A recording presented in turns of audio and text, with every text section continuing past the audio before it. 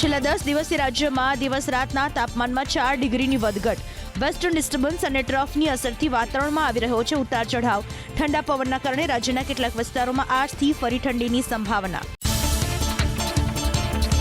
ગુજરાતમાં યુસીસીનો મુસદ્દો તૈયાર કરવા સુપ્રીમ કોર્ટના નિવૃત્ત ન્યાયાધીશ રંજના દેસાઈની અધ્યક્ષતામાં 5 સભ્યોની સમિતિની રચના. 45 દિવસમાં સરકારમાં રિપોર્ટ રજૂ કર્યા બાદ તેનો અભ્યાસ કરીને કાયદાનો અમલ કરવાની તૈયારી. આદિવાસી સમાજની ચિંતા કરી નીતિ નિયમો, રીતિ રિવાજો અને કાનૂનોનું સંરક્ષણ કરાશે. યુસીસી મુદ્દે કોંગ્રેસ નેતા અમિત ચાવડાની પ્રતિક્રિયા. દેશમાં જાતિ, ધર્મ, ભાષા, પ્રાંતથી ઉપર ઉઠીને આપણે સૌ ભારતીય છીએ. દેશના બંધારણે સૌને સમાનતાનો આપ્યો છે અધિકાર. યુસીસીથી સૌથી વધુ અસર મુસ્લિમ અને આદિવાસી સમાજને થશે. ગુજરાતમાં યુનિફોર્મ સિવિલ કોડ લાગુ કરવાની દિશામાં સરકારના પ્રયાસનો ધારાસભ્ય ચૈતર વસાવાએ કર્યો વિરોધ. યુસીસીમાંથી આદિવાસી સમાજને બાકાત રાખવાની માંગ. જો માંગ નહીં સંતોષાય તો આંદોલન કરવાની ઉચ્ચારી ચીમકી. યુસીસી લાગુ થતા આદિવાસી પરંપરા છીનવાઈ જશે અને સંવૈધાનિક અધિકારો નષ્ટ થવાની ભીતિ. આમ આદમી પાર્ટીના પ્રદેશ પ્રમુખ ઈસુદાન ગઢવીએ યુસીસીને પરંપરાગત સંસ્કૃતિ પર તરાપ સમાન ગણાવી. આદિવાસી સમાજ અને માલધારી સમાજની સંસ્કૃતિ વિરુદ્ધ યુસીસીનો કાયદો. તમામ સમાજની સંસ્કૃતિ બચાવવા આપ યુસીસીનો વિરોધ કરશે તેવી પણ ઉચ્ચારી ચીમકી.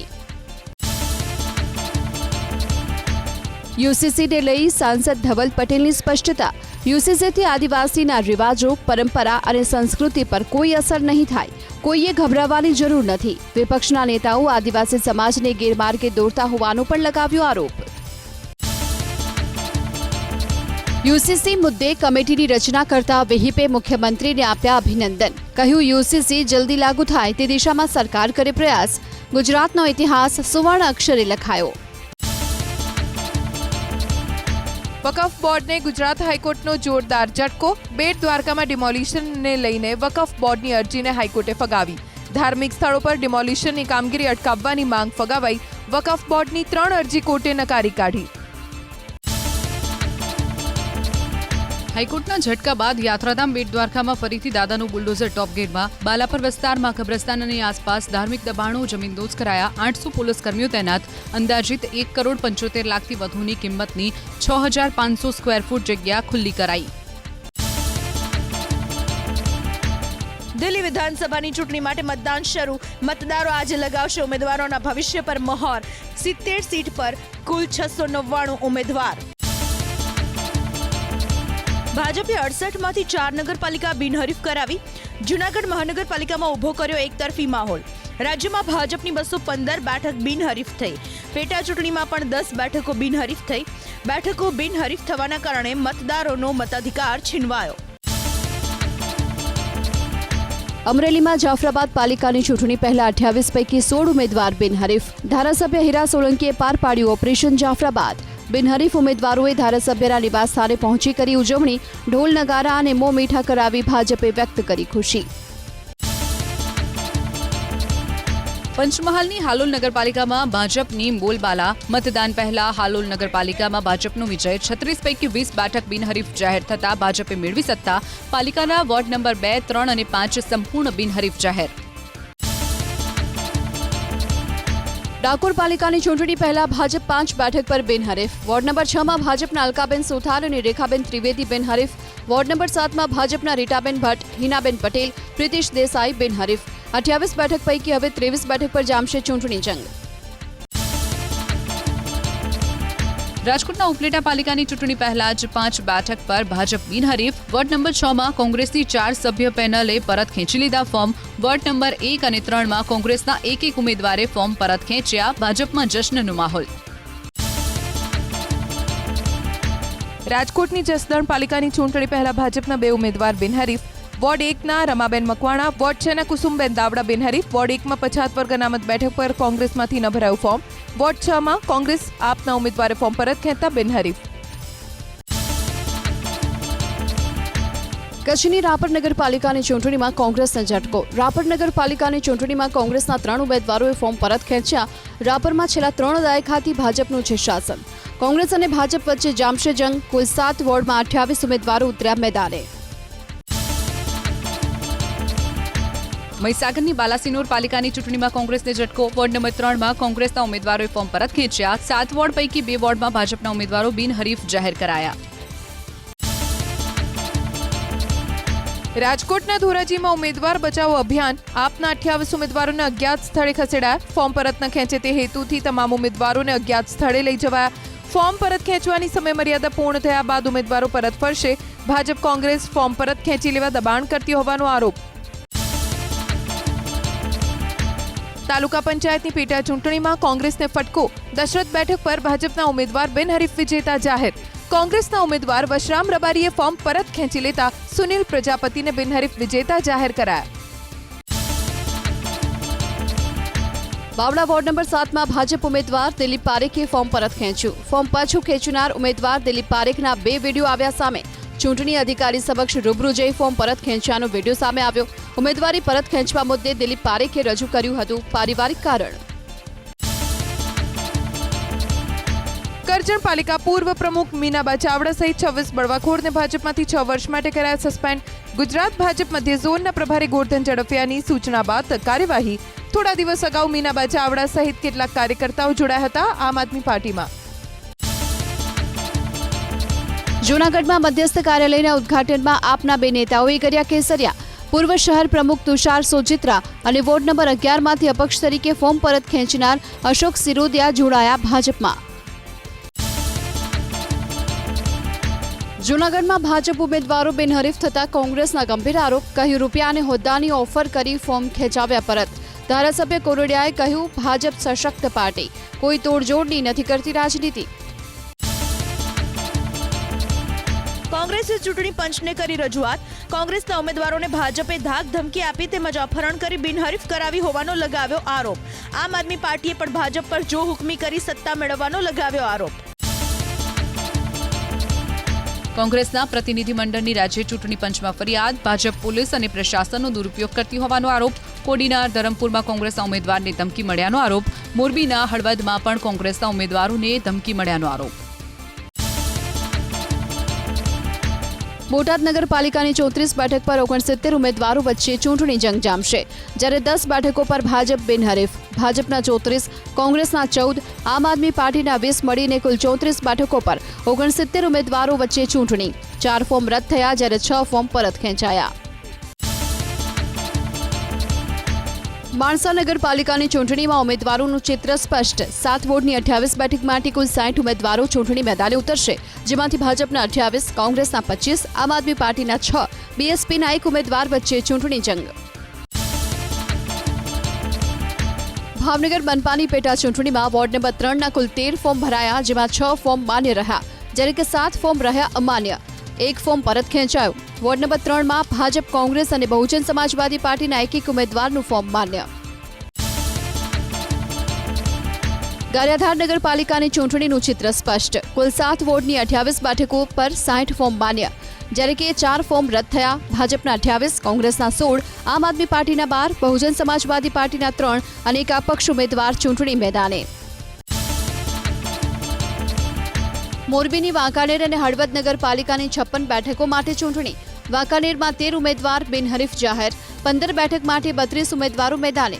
હળવદમાં 2 ફોર્મ પરત ખેંચાયા. 28 બેઠક માટે 70 ઉમેદવારો મેદાને. ગઢડા નગરપાલિકાની ચૂંટણીમાં કુલ 56 ઉમેદવારો વચ્ચે જામશે ચૂંટણી જંગ.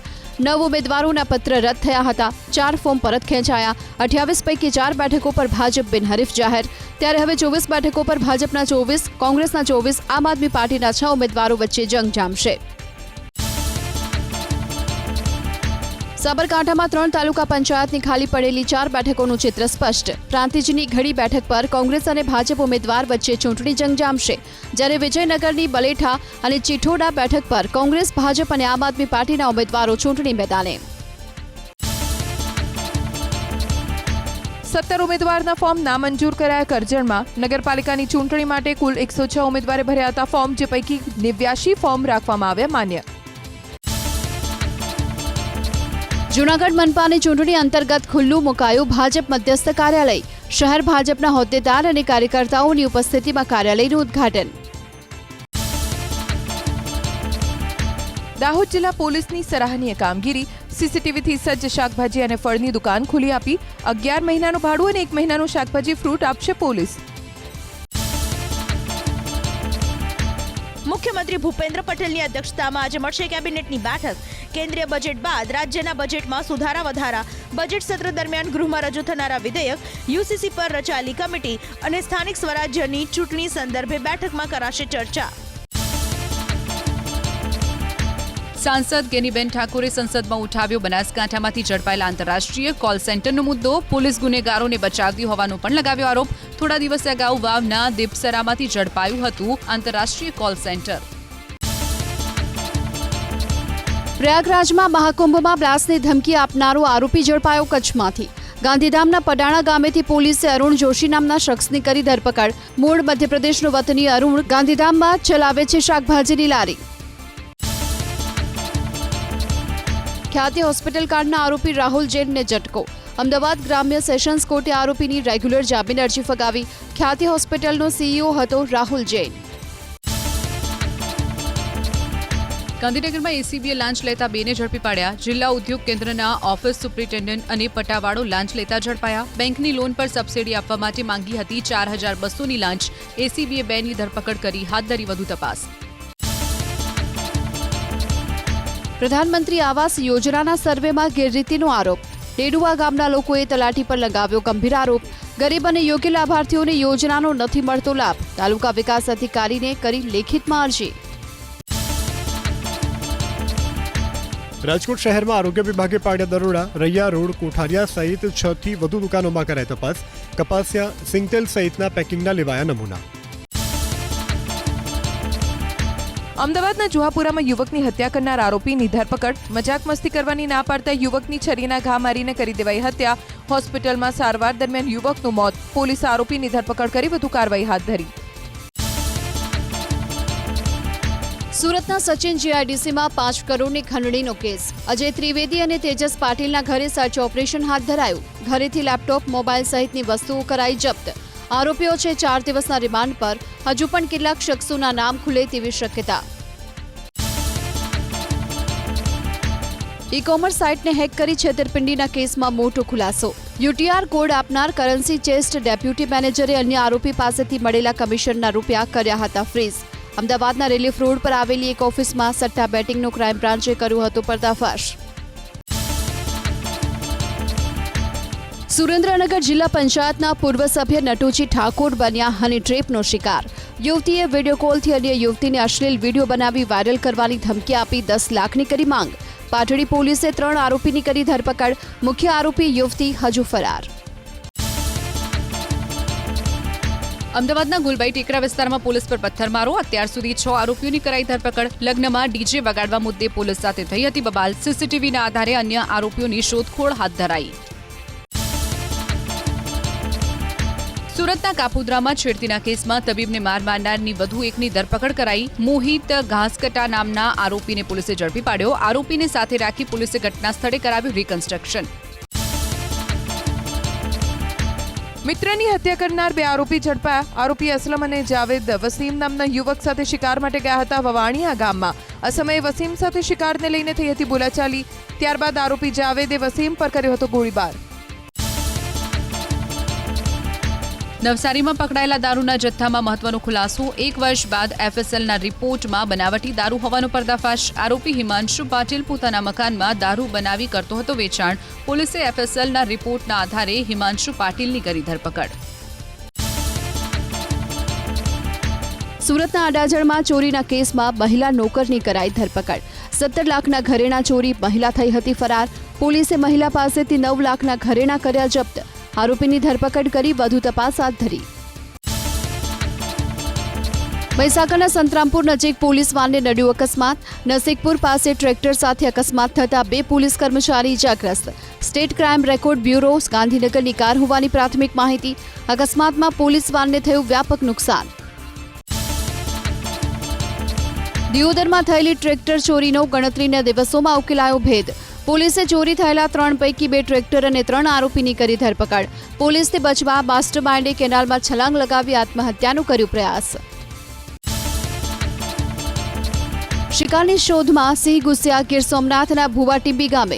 રાત્રિના સિંહો ગામમાં ઘૂસી આવતા સ્થાનિકોમાં ભયનો માહોલ. છેલ્લા થોડા સમયથી ભુવાટીંબી ગામે સિંહોએ નાખ્યા છે ધામા. ભાવનગર શહેરમાં રખડતા શ્વાનના કરડવાના કિસ્સામાં મોટો વધારો. છેલ્લા 1 વર્ષમાં 13,563 લોકો પર શ્વાનનો હુમલો. ખસીકરણ માટે વારંવારની રજૂઆતો બાદ પણ પાલિકા નક્કર કાર્યવાહી ન કરતું હોવાનો આરોપ. રાજ્યમાં પ્રતિ 1 લાખની વસ્તીએ સરેરાશ માત્ર 124 પોલીસ કર્મીઓ. વસ્તીની તુલનામાં ઓછી પોલીસ હોય તેવા રાજ્યમાં ગુજરાત છઠ્ઠા સ્થાને. વર્ષ 2021માં 1 લાખની વસ્તીની તુલનામાં રાજ્યમાં હતા 133 પોલીસ કર્મચારી. વગર વરસાદે પાણી ભરાયા સુરતના કામરેજમાં. વોર્ડ નંબર 17માં ગટરના પાણીની પાઇપલાઇન બ્લોક થતા પાણી ભરાવાની સમસ્યા ઊભી થઈ. વિદ્યાર્થીઓ, રાહદારીઓ અને વાહન ચાલકોને ગંદા પાણીમાંથી પસાર થવા મજબૂર થવું પડ્યું. રોગચાળો ફાટી નીકળવાની પણ દહેશત. વ્હાઇટ ટોપિંગ રોડ તેમજ પ્રદૂષણ નિયંત્રણ માટે અમદાવાદ મહાનગરપાલિકાની યોજનાઓ માત્ર કાગળ ઉપર. ગત વર્ષના કોર્પોરેશનના બજેટમાં સૂચવાયેલા 65 કામોમાંથી માંડ 12 પૂરા થયા. ખોટી જાહેરાતો કરી જનતાને ભરમાવી રહ્યા છે મહાનગરપાલિકાના શાસકો. રોડની ગુણવત્તા ચકાસવા ખાસ લેબની દરખાસ્ત પણ અધ્ધરતાલ. કુપોષણ સામેના જંગમાં ભાજપ શાસિત અમદાવાદ મહાનગરપાલિકા નિષ્ફળ સાબિત થઈ. કોર્પોરેશનની 450 શાળાઓમાં 93,000 બાળકોને દૂધ આપવા થયો હતો ઠરાવ. માત્ર 7,000 બાળકોને મળ્યું દૂધ. અમદાવાદમાં સૌથી વધુ 56,000થી વધુ બાળકો કુપોષણનો શિકાર. અમદાવાદમાં રોપાના વેચાણથી મહાનગરપાલિકાને 17 લાખથી વધુની આવક. ફ્લાવર શો પૂર્ણ થયા બાદ 5 નર્સરીમાં સિઝનલ રોપાનું કરાયું હતું વેચાણ. મહાનગરપાલિકાને થઈ અત્યાર સુધીમાં 17,52,000ની આવક. પ્રધાનમંત્રી મોદી આજે મહાકુંભમાં લગાવશે આસ્થાની ડૂબકી. સંગમ ઘાટ પર કરશે ગંગા આરતી. અક્ષયવટના પણ કરશે દર્શન. અખાડાના મહામંડલેશ્વર અને આચાર્ય સાથે પણ કરશે મુલાકાત. પ્રધાનમંત્રી મોદીના પ્રવાસને લઈ તૈયારીઓની પણ કરી સમીક્ષા. હેલિપેડથી લઈને અરેલ ઘાટ અને સંગમ નોઝ સુધીની વ્યવસ્થાઓનું કર્યું નિરીક્ષણ. બમરોલી એરપોર્ટથી પ્રધાનમંત્રી મોદી જશે અરેલ ઘાટ પર.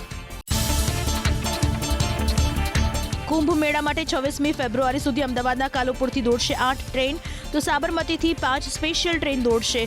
પ્રયાગરાજ જતા શ્રદ્ધાળુઓના ધસારાને પહોંચી વળવા માટે કરવામાં આવી વધારાની વ્યવસ્થા. રાજસ્થાનથી ગુજરાત આવતી જતી 9 ટ્રેન 22મી ફેબ્રુઆરીથી 6 દિવસ માટે રદ. ગાંધીગ્રામ જોધપુર, દાદર જોધપુર, સાબરમતી જોધપુર અને સાબરમતી જેસલમેર એક્સપ્રેસ સહિત 9 ટ્રેન 27મી ફેબ્રુઆરી સુધી રદ. ભગત કી કોઠી રેલવે સ્ટેશન પર એન્જિનિયરિંગની કામગીરીને લઈને કેટલીક ટ્રેનો કરાઈ ડાયવર્ટ. 1 મહિનામાં બીજી વખત બિહારના પ્રવાસે રાહુલ ગાંધી. પાસી સમાજના નેતા જગલાલ ચૌધરીની જયંતિ સમારોહમાં થશે સામેલ. બિહારમાં આ વર્ષના અંતમાં જ યોજાઈ શકે છે વિધાનસભાની ચૂંટણી. અમેરિકાથી ડિપોર્ટ કરાયેલા 205 ભારતીય સાથેનું વિમાન થોડી વારમાં પહોંચશે અમૃતસર. ટેક્સાસથી રવાના થયેલા અમેરિકન સેનાની C-17 વિમાનમાં કેટલાક ગુજરાતી હોવાની પણ શક્યતા. વિમાનમાં આવતા તમામ ભારતીયોની પંજાબ પોલીસ પૂછપરછ કરશે તેવો સૂત્રનો દાવો. અમેરિકા અને ચીન વચ્ચે ટ્રેડ વોર પાર્ટ 2 શરૂ. કોલસા, LNG પર 15%, તો ક્રૂડ ઓઇલ, મોટી ડિસ્પ્લેસમેન્ટ કાર અને કૃષિ મશીનરી પર 10% ટેરિફ લાદવાની ચીનની જાહેરાત. ગૂગલ સામે પણ ચીને એન્ટી ટ્રસ્ટ તપાસ શરૂ કર્યાના અહેવાલ.